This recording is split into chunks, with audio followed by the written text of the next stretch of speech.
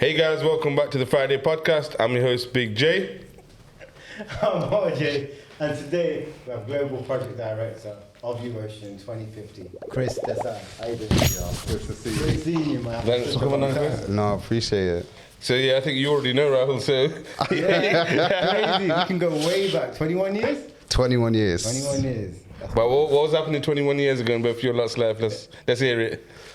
Bro, we were... I don't know what I want to say. We were catering at so many people's weddings, man. We're at Sanjay, you know Sanjay Foods? Yeah, I know Sanjay Yeah, Foods. we used to basically cater for them. Like, we were working together, going different weddings to weddings, catering. Yeah. And honestly, I still remember the day we went to NEC and I slept in the van for the night at NEC. It was crazy. Do you know Leicester, yeah? Do you think it's one of them places where a lot of like us young lads, especially Asians, yeah, we like go into like the wedding / food industry growing up? Because I know that a lot of people like, oh, I used to put them on the, so I used to cater, all this. There's like, I know literally a lot. Like, you're either DJ, you're either there. Yeah. I don't think it matters what it is. Your parents are like, you best work. Yeah. That's it. Like, get a job. At a young age, you have to. It's the work ethic, innit? I don't 100%. think it's not about the money or nothing like that. I think it's just about work ethic and starting from a young age. Yeah, because you don't get to see the money neither. They take that off you as well. Yeah, true. Trust me, man. Honestly, it's difficult, man. It pushes out to do work early, bro. Like, get out of the house, make some money now. So let's take it even back before that. So, grew up in Leicester? Yeah, born and raised. Primary school, secondary school? So, do you know what? I got shipped out to the countryside. Why? Was there a reason? So, like, my brothers, they went, like, to Highfields. Oh, yeah. And then my parents kind of saw how I was as a young child and was like, this ain't gonna be good if we keep him here, you know. This environment's not good for it. No, I was on a mission. Like, you know, from a young kid. And so I went to Desford. Okay, Yeah. But T1 was from Desford, right? Didn't he say originally? Probably, yeah. I think so. Actually, yeah. He did think say that. Yeah. How was Desford then? Do you know what? Like, we were the only kind of ethnic minority family in the entire village. So it was a different experience going from Fields to Desford. Where did the whole family move out there? Yeah. Oh, sick. But then they kept the kids going to different schools. You know? In Fields, if you were white, you'd be an ethnic minority. Do you know what I mean, right? And it was the opposite way. It was like role reversal. And do you know what? I'm not even joking, right? I don't know, you know, this is a strange experience, but I remember there was another family after about 5 years moved into the village. That's what there's this all patch. I can say this now, right? God rest his soul, my dad's gone. But he literally was like, nah, they're all coming. We need to move. Yeah, but they do come in swarms, Seriously, he wanted to be the only one. And I was like, you can't do that. Like, that's not right. And he was like, yeah, seriously, like, one was too many for him. Did it change then after that other family moved in? Yeah, we called it our cousins. Everyone moved there. That was it. That's it. Just call everyone down, man. Do you know what I mean? That's what happens though. When a new estate's like being built. One Asian family, I don't know what happened. They ring the rest of them. Oh, yeah, it's all right down there. Bring the lot. I'm still alive. I'm thinking about this, right? I mean, like, would you want to be so close, like family? Like, where I live here, like all the houses near my area, they're all Asian. Yeah. And they're like, we all grew up. No one's really moved out. No one's really like. There's no newcomers come in. Yeah. But when I'm chilling on the side there, there's one auntie, God bless her soul, yeah. I'm like... This is going live, you know. No, this is now like literally she still does it. And it pisses me off, man. Like, you know, Man said God bless her soul. You can't swear and talk about your auntie in one sentence. No, it's not my auntie, yeah. Everyone... like, She's just a auntie. Bro, we've got 100 aunties. Yeah, it's auntie. Yeah. So basically, she'll walk from my house. She'll knock on the door. Like, you know what normal person would do? We'll walk away. Yeah. What when no one answers? This woman looking through my window. Oh, yeah, that's what they do. That's what they do, bro. I'm there with the ex, and she's looking through the window. What are you doing? She's making sure. She's like, Rahul? I wouldn't want anyone like living next to me that's related. Like, I wouldn't want that coming down my house all down. Shed him ne lagi. Shed him ne lagi. Yeah, like literally, she didn't care, man. So Desford, you went to school there then? Yeah, I went to school in Desford, then went to Market Bosworth. Yeah. And then I kind of thought, do you know what? Went to Desford College for like a year. Yeah. And then I was just like, What were you studying? Do you remember? I you weren't studying? no, I was studying. Yeah, no, I was.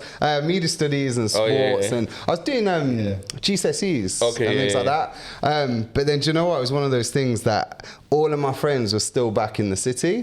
So then me and one of my mates that was in Desford, and he came from Braunston, he was like, look, we need to get out. And I was like, I'm down. So we went to QE because there was more opportunities there. Yep. QE, man. QE, bro. I remember QE, man. QE was, listen, it was the best time of my life. Yeah, it must still be there. Yeah. What is it? Yeah, of course it is. Yeah. Gateway moved. Yeah, Gateway moved to Hamilton, didn't it? You know, QE is now Regent as well. Oh, really? So there is no like region. Like QE is Regent as well. Bro, basically, I'm 34 as well, so not much younger than you. I mean, but everyone's changed. Even Beecham, there's a Beecham in town or something. Huh? When I was younger, Beecham means you're from Oadby. Yeah, Beecham. Yeah, of course. Yeah. I think when someone says where they're from in college, you used to rate, oh yeah, you're from them ends there. Ends in it. No. You knew how smart they were from where they said they went. QE used to think they were posh. That's the college. You're like, what you did? QE, you needed the minimum like grades. Do you know what I mean? Between like A to C and whatever. So that's what I mean. Like my grades are always good. I made sure that I studied hard.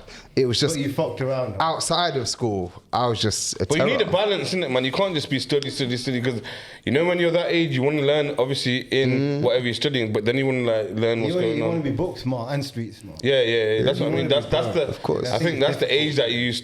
Some man learns when they're a bit younger, but when you're at QE, when you're at college and that's when you start expanding your wings and that. You get me? Yeah, 100%, because you kind of had that free time, and that free time, obviously, you do what you want to do in that free time. Me, it was that £30 EMA that used to keep me there. Wait, you can't say EMA because half of these men don't know what EMA is. Educational Maintenance Allowance. You have to go. You have to get some. Did you have NRAs, National Record of Achievements? No. What, that folder with certificates? Yeah. That's old. But yeah, did you go to uni? No. No. What happened after college then? Do you know what? So I had a bit of a fortunate break, I reckon I'd call it. So when I was 17, so this is actually before I was leaving, it was probably about 6 months or something before I was due to finish my A-levels. I went into music, right? I've been like in music, rapping, R&B from about the age of 14. And I got picked up by a touring company from a YouTube video. I did this track, right? And at the time, right, and I'm still going to hold on to this, I was Leicester's Best Artist by Takeover Radio. Right? Do you remember Takeover? Like the kid run radio station, right? Yeah, so the track was called Feel No Way. Is it still there? Yeah, I didn't know you this. I didn't know you did your R&B thing. What? No, I never spoke about it. So on the weekends, I was touring. So I was with like Wretch 32, Roll Deep, and I was doing that. Like my last track I did was with Lady Leisha. Shit. What? Yeah, and that's what I mean. I do that's this. That's the secret life. Yeah, no, I do this for fun. I don't promote it. At that time, I was like, I wanted to be a music artist. I wanted to do this. And then, so I went down and got with Sony, all of that kind of stuff. That's why I moved out of Leicester and I went to London to do my music. What? I didn't know, bro. I literally just knew you from catering. Like, I was like, what? Yeah. And then how did the switch up happen from that to obviously Desai Uocean and it was a natural progression because I realised, and once again, and we've got to look back to our childhoods, right? The work ethic, and especially like a lot of our families as well. Like my dad was a refugee. You know, he came in 1971, all that kind of stuff from Uganda.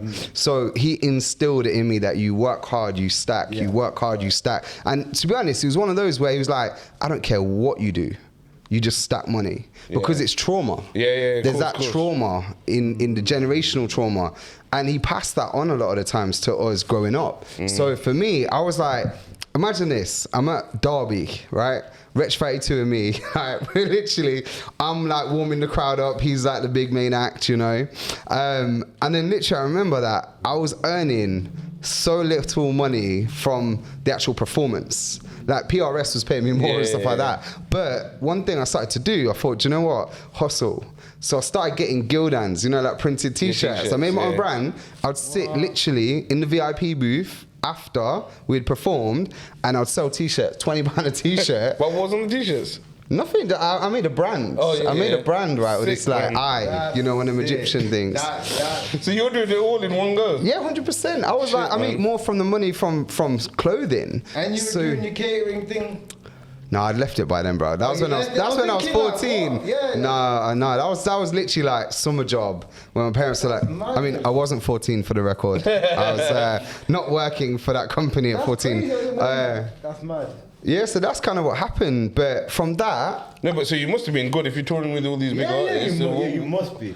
I did it for passion, right? And I never did music for like the crowds. Yeah. I did. You on Spotify? No, but do you know what? I actually had someone go online, you know, like you pay a company to take it all down, right? Because I'll tell you from the fashion thing, when I was raising through the ranks. Yeah. But if you do go on YouTube, right, someone set up a fans page for me and they keep re-uploading the video every time I get it taken down. So you can still watch it. And then someone else as well on like some Nokia first camera phone, you know what I'm saying? Like, I was performing in Preston, right? And someone in the crowd like did something, and all you can see is the outline of like some skinny version of me wearing some chain and some sunglasses in a club, because obviously that was cool, right? Back then we look at what people were wearing. Mate, really horrific. Is that how I stepped out? Horrific. You know, you say that, yeah? Do you think we're ever gonna look at ourselves like dressed like this in another 10-15 years and say, yo, what the fuck were we wearing then? Yeah, probably. I think it's gonna happen, because back then we didn't think that either. Because now I'm looking at futuristic things and thinking, what the fuck are you wearing? Like, I'm looking at like all the fashion, like some of the fashion catwalks they do. Have you seen? It's gone strange, bro. It's gone strange. Like, because now I think they're pushing an agenda. Now I think, obviously, I think we're comfortable in what we're wearing, but I think they're going to try and push a certain type of clothing or a certain type of style. You're on dangerous ground here. Do you know what I mean? But that's what's going to happen, though. What's that red dot on his top? Scandal, bro. Scandal. I'm blessed. So yeah, you thought you didn't have no passion for the music. Yeah, no, I've always had passion for music, but it got to that point where I was making more money from clothing. So I there was a little thing going on with the label, and I just wasn't happy about it. So after 2 years, I left, and then I thought, okay, I love fashion. I'll carry on music for my own personal like satisfaction, because for me, it's poetry. It's a way to express myself. And it's therapeutic as well, isn't it? People say. Yeah, 100%. The best artists say that. Yeah, you should never make music to make money. Yeah, the best artists. You should never do anything, I don't think, in life realistically, if you've got the ability to just make money. There has to be a drive, has to be a purpose. You know what, even what you do, man. Remember, that was supposed to be one of my questions for every guest. Like, what you do for money right now, would you do it if you didn't get paid? I don't get paid.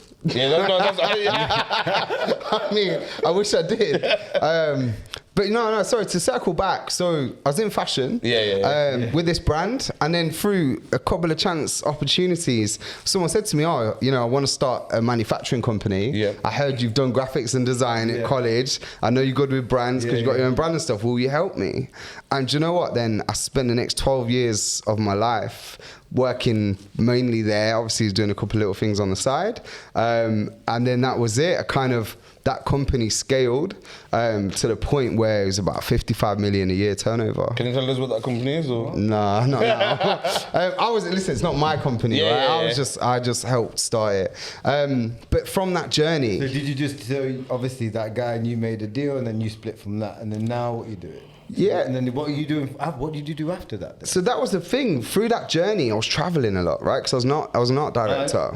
So when you go into the factories, especially abroad, and even, coming back to the UK, I started seeing these really unethical work practices, right? I started seeing how polluting fashion was, especially fast fashion. And it's one of those things that I love nature, right? I went to Desford. I got exiled to nature, right? So I love nature. I love being outdoors, hiking, sailing, like the whole thing. You know the things that you don't tell your friends about when you're younger. Yeah. Do you know what I mean? So it was one of the. When you get older, that shit's actually cool, man. Of course. Cool. Yeah. Yo, I climbed a mountain today. Do you know what I mean? Like, yo, but I'm never climbing another mountain. I'm not doing it. I climbed Snowdon. I ain't doing it again. I threw the shoes away and everything. Like, literally, I ain't doing it again. They've got a bus that goes up it now, you know. Yeah, I know, but I had to climb it, man. I think okay. every guy asked, "Oh yeah, it's 10 minutes up." They lied. No, it's about 6 hours, bro. Yeah, 10 minutes. Carry on, 10 minutes. Every time the guy lied, they weren't 10 minutes up. Like, literally, I was to the point here where I saw one girl coming down. She was crying, coming down. It was harder to come down because of the rain. Yeah, of course. Because there's so much scattered rocks everywhere. Yeah. I've been. Oh, you've been as well. Yeah, bro. I've been still. But So from that, I saw that fashion was really polluting. Yep. And I wanted to do something different. Yeah. So I left the industry completely because I realized that I didn't want to be a part. It's the second most polluting industry in the world, next to oil and gas. Yeah. Textiles. You know, at least oil and gas has a purpose. It keeps the lights on in here, right? Yeah. For now. Fashion throw away. Yeah, throw away. Once it's done, it's done. Exactly. So I spent 6 months, and this is another random one, right? I came back to Leicester for about a week, met up with a friend of mine, was sitting in an orange tree, and then from that conversation, I ended up on a boat on the Isle of Wight. Don't, bro. I think too many. You've had a lot of experiences, in you? Too many drinks, right? But no, ended up on this boat, and I spent 6 months. 6 months of my life on this boat, right? I did 4,000 miles around the UK. I did my yacht master, so I got my captaincy, right? Yeah. It's probably the only qualification I've ever had, right? Properly. And then from that, I realized, you know what? I'm going to go back into fashion. Yeah. I'm going to reinvent it. I'm going to go luxury, streetwear, organic, ethical, sustainable. Launch the brand. Obviously, now I'm a lot older. So that energy when you have when you're 18, 19 years old, it's different. You think you got it in your head. Oh my goodness. But when you try to execute, it's not there. So, right? Fully. 2 years into having this brand, and you know, this is a real talk. Yeah. 2 years in, I'm selling like one t-shirt a week, right? And I'm literally, right, and I've put all my life savings, put all my money into it, like I've all chips on the table. Because I believe, you know, I'm passionate. If I believe in something, I want to back it. Well, why do you think that was? Why wasn't it selling? Oh no, it is now. But no, back then. Why do you know, think initially it didn't start? Because you know what? There was no marketing behind it. As in, like, the marketing looked good, as in the pictures and things like that. But the thing is, I hadn't kind of mastered e-com. And not just that, it wasn't the right time for it. Because imagine this e-com was a very difficult time at that. Organic, sustainable. You know, it's like people didn't care about that. They didn't care, and you know, my basic range is £85 for a t-shirt. Yeah. So people were like, they didn't understand it, and then do you know what? I was literally like I'd actually weren't even the last month. I'd gone over like what I had. I had nothing, and I had a warehouse with thousands of pieces in, right? Oh. And I was literally sitting there going, do you know what? I'm fucked. Like literally, that was what I thought. And then I just thought, once again, carry on, push harder. That work ethic, you know, that we had, right? Man. That working on the weekend, that stack. Everybody doesn't have that, you know that, innit? I've realised that now. Yeah. Trust me. Other people, they just want to do 9 to 5. Go. No, I don't get it. I think it's new generation, if I'm being honest. Bro, all or nothing. Literally, I'm talking at the top of the world or with nothing. There is no in between that I'll be okay with. So from that, I carried it on, right, another month, right? And I was like, I don't even know how I'm doing this, right? At that point, was it just you by yourself as well? This is me by myself. I'm designing and merchandising, account managing, production, fit, samples, everything myself. E-com myself in the bedroom, do you know what I mean? With a white sheet, right? Making it look good on Photoshop. But from that, do you know what? About 2 weeks after that, so 6 weeks after I was out, like £0 in my bank, right? Zero, like overdraft done, credit card done. You know, even when like Luma's like, fuck you. Do you know what I mean? Like one of those, right? They're just like, I ain't even been wasting my time on this. And do you know what? I got this email come through, and it was from a store group, and they said, oh my gosh, these samples that you've sent us, we absolutely love them. We're gonna place an order. And that order was the entire warehouse that I had, right? What? And then they said, that's just the first months. So you need to, can you start producing? Bro, within 3 months, I went into 633 shops. Sick, man. That is sick. That's sick. You know what? Yeah, that just proves sometimes you just keep going, This is innit? a business lesson, right? If you want it hard enough, go get it. You have to. Simple. And not just go get it, keep getting Yeah, it. You get me? go. Yeah. Go hard or going, go man. home. And even when Yeah. it fails, and even when you're like, what do I do? You know, at that point as well, right? The thing is, I'd got married and I had a baby, right? So like, it got to the point where I'm looking in the cupboard, and honestly, I'm talking, you know, you got like one tomato, half a lemon, do you know like that? And literally, my missus said to me, she was like, look, can you go get some baby milk? And I literally thought, Man, there's ain't got no nothing on peas my for card. that. And do you know, it's one of those that I'm not even going to ask anyone. I'm not that person, right? Yeah. So Difficult. for me, honestly, like, I didn't do it. But in my head, I'm like, I'm just going to walk into Sainsbury's and grab it, innit? and just take a milk carton, right? Like, it was one of those. Like, and honestly, on the way to that shop is when I got that email. And I just Okay, stopped. Literally, I stopped about 300 meters from the shop. Never thought of doing something like that in my life. But you know, when you've got a baby to provide for, you'll do anything. Anything, yeah. You know, you'll protect them to the death, right? So was that a And life-changing email as well? it was a life-changing email. It was a life-changing moment. Like, I literally broke down. I literally sat on the side of this canal and I was just sobbing. Like, literally tears. Big man tears. I'm not even afraid to say it. Like, smashed it, bro. it was one of those. And then from that, we became the second most ethical brand in the UK by the Good Shopping Guide. From that, we just carried on in America, New York, like just scaling Germany, Switzerland, like everywhere.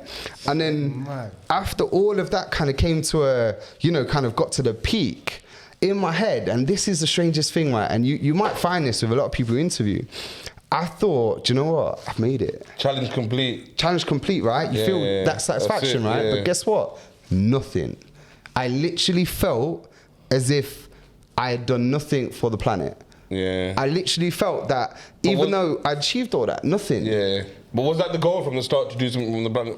Obviously, with that brand being ethical and The brand was sustainable and to all basically not pollute the planet by spraying pesticides on the fields, Yeah, look yeah. after the water consumption, make sure that you're not putting polluted water in. I'd done all of that. But I had this empty feeling that, yeah, I've done an okay thing. But you know when people talk about sustainability? Yeah, yeah. So imagine this. If the standard is really low, like we've already screwed the planet, and then you say, I'm being sustainable, Yeah. that means that you're still screwing. not good enough, innit? It's not good enough. Yeah, yeah, yeah. So do you know what? I tried the easiest thing. Because honestly, I was tired, right? Yeah, yeah. Now I'm tired, right? I literally thought, I'm going to donate some money to a charity. Honestly, Make myself feel better. yeah, innit? it was a for real. feel-good factor. It kind of does make you feel better. Charity does make you feel better. Of course, it's a give back. And I It thought, is a give back. how can I give money to a charity, right? They will clean the rivers, they'll clean the beaches, they'll stop the plastics. I spent 6 months on a boat, right? Yeah. So I saw all of this plastic around the UK, let alone when I went to other countries in production. And I thought, okay, let me give it to a charity. Spent literally 3 months going up and down the country to see all these charities. Every charity that I went to, I asked the two main questions. How often and how much plastic do you remove from the rivers? How much are you cleaning off the beaches? Yeah. And then that was question one. And every charity I went to failed hardcore when they were like, we just do a beach cleanup a year. What we do is Or we like, just get bare man together and get some trash bags and just like picking. once a year. And these charities are funded like millions of pounds, right?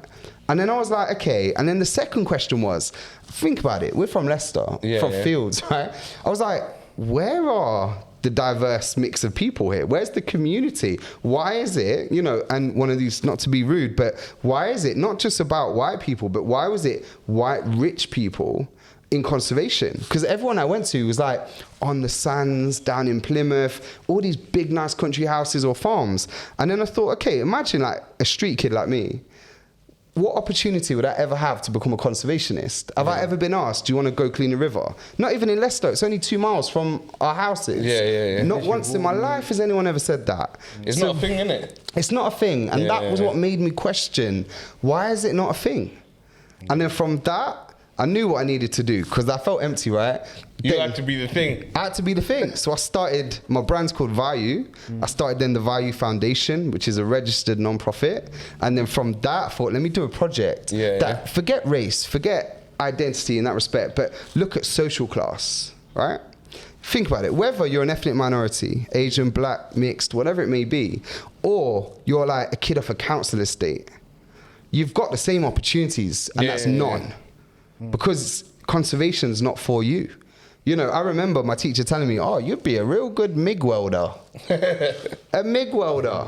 Do I look like, these hands ain't made for labor? Bro, I've got soft hands. Like, I shear butter these. And so in my head, I was like, I want to make it accessible, regardless of race, regardless of gender, regardless of social class. Anyone can become a conservationist. Anyone can clean up a river. Anyone can plant a tree. And that was it. So once again, back on the grind. Yeah, right? That's what it is, isn't it, man? Back on the grind. And then I'll tell you the next part. And that, once again, it was like value. It was the unbelievable circumstance where 4 or 5 months planning, how I'm gonna do this. And I set a date with the team, right? And I got the whole design team from Value to join in. And I said, we're gonna launch this, right? Yeah. March 2020. COVID. Bro, the first week of COVID was our launch date. And then once again, it was one of those that I thought, nah, not, like I'm done. Like I'm tired, I'm exhausted, right? But you know what? Not to be insensitive to what happened to people during COVID, because, you know, it was a lot of bad things. But what happened to us, it was probably the best thing that ever happened, because, you know, being in fashion, you have to predict trends. Yeah. What trend's gonna be on point, how people are gonna buy. In my head, you know, have you ever seen that film, Contagion? Yeah. Listen, I knew what a pandemic looks like. I knew exactly the blueprint for it, right? You know, the mask like, right? Darth Vader stuff. Literally. So I said, people are going to do this. Yeah. They're going to go out their houses for a walk. Twice, 3 times, go, I ain't doing this. Then they're going to go, oh, I should exercise. Yeah. They'll go for a run down the park, cough their guts up and go, I ain't doing that again. Then they'll do the third thing. They'll go on Amazon, buy all the weights, right, and stuff like that, and the stretchy bands. Yeah. Put it under their bed, then sell it on eBay for half the price. Yeah. So what I offered is an alternative. So I said, look, if I send you a vest out, blue, Uocean, branded, nice. If I send you a vest out, I send you a litter picker and a weighing scale. Can you go out and find some plastic pollution in a river, in a canal, or on a beach? Yeah. So whether you're in St. Matthews, Rushmede, wherever you're in central London, whether you're in Cornwall, it does not matter, right? Everyone's involved. Level the playing field. Yeah. And we started doing that. I went out for the first pick myself, right, on my own. Jack Jones started pulling this tarpaulin out of the river, right? Because it's COVID. Yeah. So this lady's walking up. And she's staring, looking You're away. supposed to be out here. Staring. No, but I was allowed. Like, you run 1 hour a day. So anyway, but as she gets closer, she's pulling a trolley bag, right? And bless her. I don't know about that now, but anyway, she's getting closer, and I didn't want to stare at her. Like, you know when it's like, you're a young man, I didn't want to scare her. Like, one of those, right? So you're building. Who's this guy in the blue vest? Right? So I'm trying to like look away, but she gets closer and closer. She's about 3 meters away or something. And then she looks at me, right? And I'm not joking. This is the word she said to me. And this is what fuels my passion to this day. She looked at me, like, looked me up and down. And sorry, I didn't have the blue vest at that point. I didn't even, not that, it wasn't, it was someone else that was saying. And then literally, she goes to me, she goes, don't worry, lad, your community service will be over soon. Oh my God. You know you're trying to do a good thing. No way. Seriously, right? They thought that it was forced upon you. Forced. Yeah, for real, man. And then once again, you ask them questions. Is it because I'm young? Is it because I'm brown? Is it because I'm doing this? And to be honest... That's fucked. If you deep it, what she just said, You know, if you actually think about it like that, you don't really see any Asians doing shit like that. No. You don't. And if you do, that's what you'd assume. And I thought, if I see a man doing something like that... Well, that's what you did, right? No, I'm in a good one. I got hate in my mind. Hey. No, but sure, it's like, that's the first thing you think, innit? Yeah, for real. That's fault. Well, that is what spurred the movement to say, I want to make conservation so accessible, right? So normal that you can see an Asian person, a black person, a white person, council estate, from anywhere, isolated community, disadvantaged community, right? Doing conservation, and no one will blink an eyelid because that's normal. That's what we do, right? If we go into a corner shop and you see, you know, an Asian guy, you think, oh, that's what they do. They own shops, right? You know, the irony, my dad had one. Right? That kind of thing. Yeah. So the idea is that, imagine that you could walk down the street, you could see anyone doing something like picking up plastic out of a river, and you go, oh, they're a conservationist.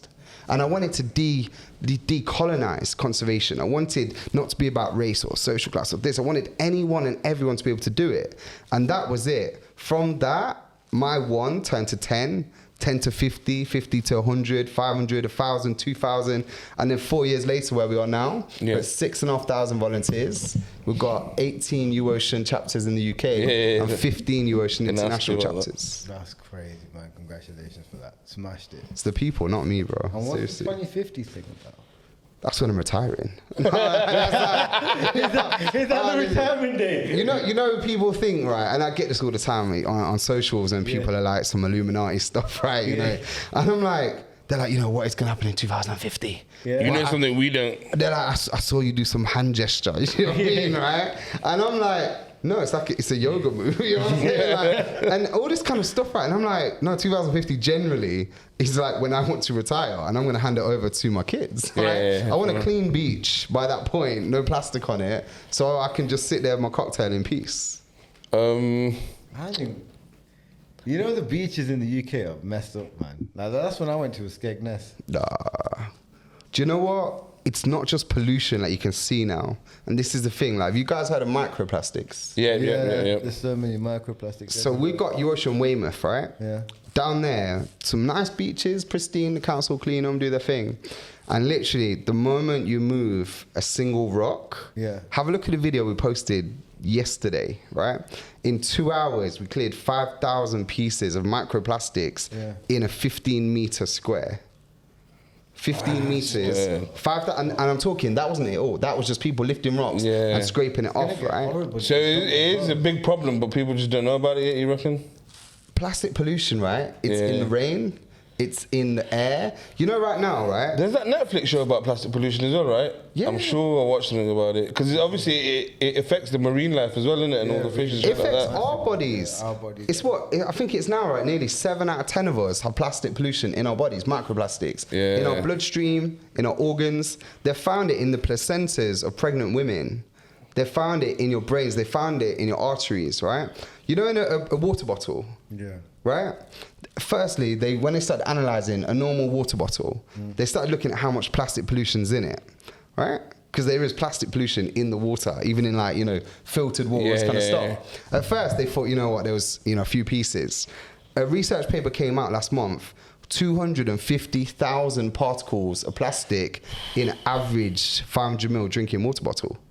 That's fucked. 250,000 pieces you're drinking every time you have a water bottle, right? And even if you get, I didn't know any of this, you know. yeah, and this thing, I didn't know any of this because in our communities, and that's what we need to look at. What are the barriers to conservation? And it was one of those that is it, you know, some of it is self-imposed where we say, you know what, that's not for me. Yeah. But then why is it self-imposed? Because It should be for all of us. we've never had the opportunity. Our parents generally have never said, you know, oh, maybe you should be a conservationist. They're like, no, doctor, lawyer, pharmacist. Doesn't pay in it. That job doesn't pay. Right, exactly. That job doesn't pay, bro. And that's why, you know, since we've started doing this, it's like more and more people. I'll give you a great story, right? It had my wife in tears the other day. There's a little girl that goes to, you know, Avanti Fields. Yep. Oh, yeah. Right? The mom put her Instagram post out, right? And we created a book, right, called Victor the Hero Whale, kids book about ocean plastics, things like that. This little girl had bought it, her parents had bought it, right? For her careers day, she put a white coat on, like these glasses, and said, I want to be a marine biologist and save all the animals because of this book, because of Uocean. Oh, That's sick. that's such a good thing. That means it was already a success. If it touched one girl like that. One you know. person you reached out to that made a difference. But the thing is, it's not one girl, it's one little Hindu Asian girl. Yeah. That was the difference as well. Because the fact is, you know, we have in sustainability as a whole, not conservation. I'm talking sustainability, whether it's finance, this or whatever. You know, ethnic minorities, we have a 4 to 6% ownership on it. To be a conservationist, do you know how many Asian philanthropy charity starters like myself there are in the UK that's dealing with ocean plastics? I'm guessing there's none. I've not found a single one. One in 70 million. But why though? Why is that? Because it's a multifaceted thing that is something that It makes you deep here, innit? Innit? Because I'm thinking about it now, thinking, what can I say to you to kind of defend But you can't. You can't, yeah, there ain't. You actually can't. But this is the thing, it's not a simple subject. Because when you look at these things, this is like historical, it's systemic. You go back, for instance, here to India, to Africa, all these places, we have lived sustainably for thousands and thousands of years. That right? makes sense. No, but if You didn't need to be a conservationist because we didn't have plastic. We didn't have all this sewage pollution. And not just that, like you just said, if you go back home, this is not a thing because there is plastics everywhere. You get me? It really, to them, it's not a big thing. It's not up on their list to get Jake was me. made in India thing there, that plastic factory in there where they were just recycling plastic and clay and shit and pots and things like that. But it's just sustaining it, like you said. But in terms of ocean, like Africa, like they do. I'm just trying to think back, man. Like obviously, my family's from Africa. Tanzania, Dar es Salaam, innit? We come from where there's Oyster Bay. Yeah. Things like that, and I know that there's a lot of people doing a lot of work there still. But the fact is, plastic production's on the increase, right? These big brands, these companies that are selling these products to India, to Africa, to Asia, they sell it to countries that don't have the facilities to be able to recycle them. Yeah, right? that's And the then problem. On top of it, the governments, half of them don't have bin day, right? And this is what I always say, that when you go abroad, sustainability means something different. Yeah. When you're trying to just work for $2 a day, when you're just trying to put 3 square meals on your plate, do you really care that much about the planet? Or do you care about surviving? Yeah. That's why it's different, isn't it? Like you said, it means a different thing, man. But like if you put it that way, that we're better off than them, you get me? So we should take time out and help the planet a bit. But that's why we're starting to. Look at Uocean Leicester, right? Uocean Leicester. We've had garment workers come out. We've had factory workers come out. We've had the local community come out. Belgrave, St. Matty's, Highfields, Charnwood, Baitleys, New Parks. How do they all hear about it through radio and shit like that? Instagram. We won BBC Leicester Make a Difference Awards. Yeah, seen that. for Congrats Best on that Green as well, man. Initiative. That's sick. Nah, cheers. But things like that, going on the radio, going on ITV, all that kind of stuff. Like, the community sees it. And I think it's one of these things. When they see people of different backgrounds, different ages, different religions, you could be a Hindu and a Muslim and a Jewish person and someone that's, this orientation, that orientation. It makes no difference because the common thing that unites us is the planet. So in your Leicester division or the Leicester Volunteers, is that what you see, a mixture? Oh, it is so more. I love it. It's like a rainbow. Yeah. It's like multicultural, different ages, different backgrounds. And that's what you want. And that's what represents our city, innit, as well, man. You That's know when we sick. had the riots? Yeah, right? yeah. So, give an example of that. Literally, we did this thing called a Pick for Peace, where we reached out to the mosques, we reached out to the temples, and we said, look, we're going to do a big cleanup, blah, blah, blah, right? Listen, the whole community came out on both sides, right? We then had all the news stations down asking these questions. Oh, is there tension? Is there this? And I'm like, look around. Everyone's got a litter picker in their hand. That is right? sick, actually. And getting both communities you saw together to do communities something coming like that. together to clean plastic out of the River Soar, because you know what? We've got so much more in common than what divides us. And the environment is that pinnacle thing that if there's no planet, livable planet, you can't even have the choice to be different. Yeah. We all need it to survive. There's no other thing in history that unites every religion, every race, other than conservation. The planet, the environment, oxygen, clean water, food. What made you, what was the moment where you thought, I want to do this, I want to be conservation? Yeah, Because obviously you spoke about the fashion thing before and you've seen that it was like the second most polluting industry in the world. But what made you want to do it? Do you know what? It was one of these things, and this is the truth. And I think, a lot of guys, we don't speak about, I don't think we're honest with ourselves enough, right? Yeah, 100%. Ego, all of this kind of stuff, yeah? You have and to, don't you? I think one thing about me is, I'm full on. I know that. Like, people, people love me or hate me. I remember you. I do remember. Listen, I remember someone saying to me before, I don't like you. I was like, bro, join the back of the queue. You know what I'm saying? Like, that's cool. So, I've got, my ride or dies that will do anything for me. Yeah. And I've got the same people on the other side, right? So, I've always been, and I think people are like that because I am very black and white. You know what I mean? I'm very I'm either like this or I'm like this. I will say the truth. I've not got time to imitate or do these things. I'll say the truth. So I had the honest conversation with myself where I was in the fashion industry, gone to all these factories. I've seen pipes going out the back of factories, dyeing rivers blue, green, red, right? Colours, the whole river turning a different colour from fashion, right? And I saw that, and when in life, you're hurting as well when you're doing that, man. Mate, our human health. Go to Bangladesh. Look at some of the rates that they've got out there of diseases around denim factories, right? You know, I'll open up a conversation because I'm not scared. Like, I'll say it to the world. And I had that honest conversation with myself where I looked in the mirror and, you know, I looked around me, right? I'm an art director. I'm living in W1, central London, right? 10 years now in this job, like, you know, macking it. And I looked at myself and just went, you're a hypocrite. You're a hypocrite. Real, yeah. How can you say you love the planet, you love the environment, you love sitting on a beach, and I am literally, we were doing 1.5 million t-shirts a month. Bastard. Right? Work that out. Work the damage. This is fast fashion, right? Yeah. So work that out. And I'm going, oh, I love the planet. I love diving and scuba diving and, you know, like sitting on a beach. But the fact is, I was a hypocrite. Yeah. It wasn't making sense, innit, man? No, I was honest enough with myself. And I had that talk and said, look, I'm not happy. I'm just being fake by looking, you know, to the material side of it and saying, you know, oh, the money's good, this is good, blah, blah, blah. And I got to that point where I was getting older and I just thought, I can't live like this. I'm not satisfied. I'm not happy, like deep down happy. Externally, I'm like, yeah, things are good. But I wasn't that happy. Yeah. So it was that conversation and I just said, you know what? Once again, all or nothing. If I'm going to do something, I'm going hard. So I'm going to make the largest, biggest ocean conservation organization in the world. And that's my dream. That's what I'm going to do. Did you have to be financially stable at that time to make that decision as well? Bro, man, I once again, I just, whatever I had, I put into the charity. Okay, just like with Vayu, I was like, boom, all or nothing, let's go hard, go home. And, you know, now, 4 years later of the project, and it's something I can announce on here. But yeah, you know, we're a nomination for the Earthshot Prize. Sick, man. Congrats. That is sick, man. You know when you get nominated, it's you're getting seen in it and you're getting like, I don't know how to put it, man. Like you're doing something right. Basically, you know you're doing something right. Yeah, 100%, man. You're doing something right. You know that you do what you're doing. The job that you're doing is correct. Yeah. For you, like you found your purpose, type thing. And like you said, you felt that hole. You know when you tried to do it before and you thought, oh, I've made it now, but you didn't feel anything in it. No, it's not. It's not. Everything that makes you happy in life, I've always said, is free. Yeah. It's love, it's health, and it's like your family. Those three things are what every person ultimately, I always say this, everyone should do well to realize that's not what they want. It's as simple as that. Because you know what?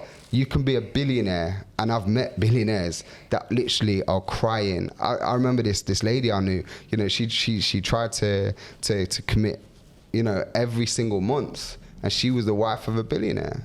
She had all the money, she had a super yacht, she had all these things. And it's like, I've seen rich people so unhappy. Obviously, yeah, you know, you see poor people, I've been unhappy and poor, but the fact is, love, health, family, that's your true wealth. And so for me, it's like, no, I'm just going to continue on as long as I'm happy on the inside. You know, is it nice to have nice things? I don't know, I'm getting there because now it's all gone into the charity. But, you know, I'll get back to where it needs to be. What's your next project then? Are you going to, like, I mean, obviously, because you started quite a few things. Are you going to stick with Uocean and are you going to start something new? No, we've got 2 projects and honestly, like, I'm a simple guy. Yeah.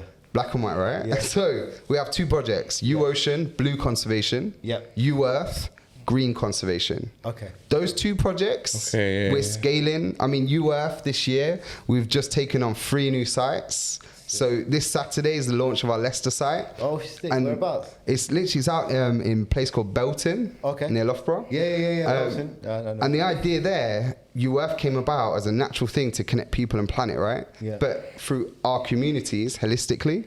So what we do is we go to these sites, like yoga, meditation, mindfulness, breath work, and then we reforest, we plant trees, we grow food, we do all of these things, we teach green skills to the next generation that they can actually be self-sufficient. So what's your view on like Greta Thunberg or someone like that?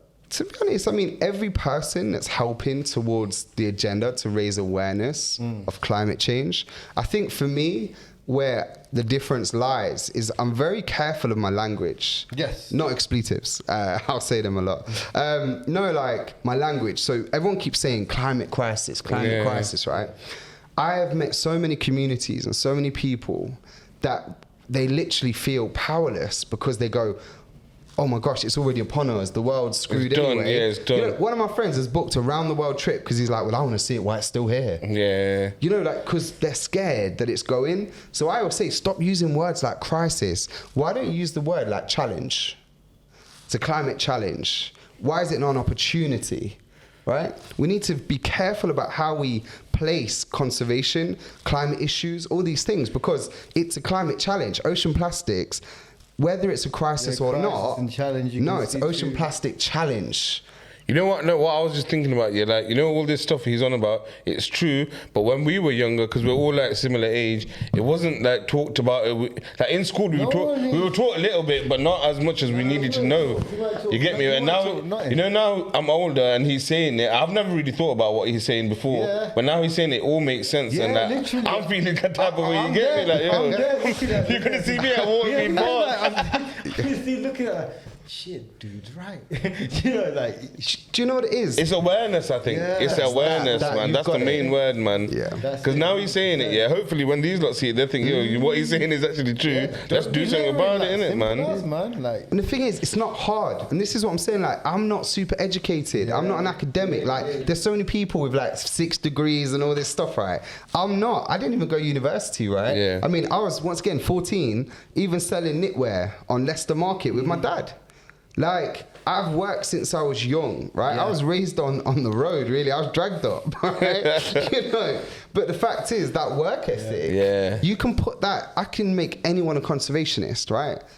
And you're not even asking everyone for, like, well, obviously, there's nothing monetary, but it's not the end of the world. You just, now and then, just go out. Clean some plastic from the community. Take a bit of ownership. You know, the ocean starts, if you imagine this, the ocean starts at every drain in the city.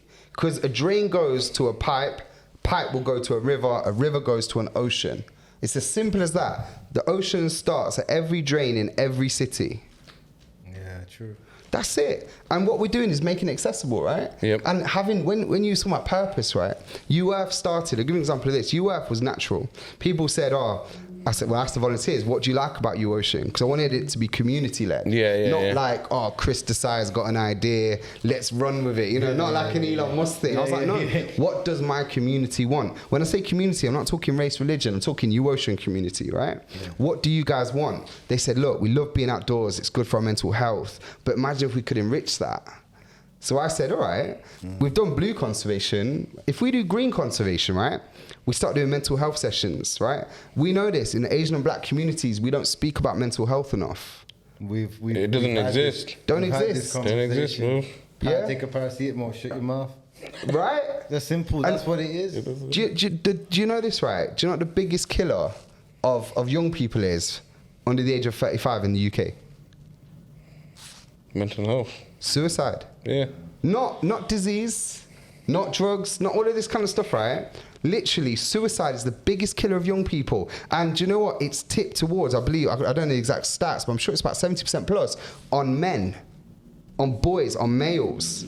So it's like, especially in Asian and black communities, we don't talk about mental health problems. You look at the stats, we won't even seek help. And not just that help isn't available to a lot of us because we don't have them systems in place around us like you would do if you was a different race.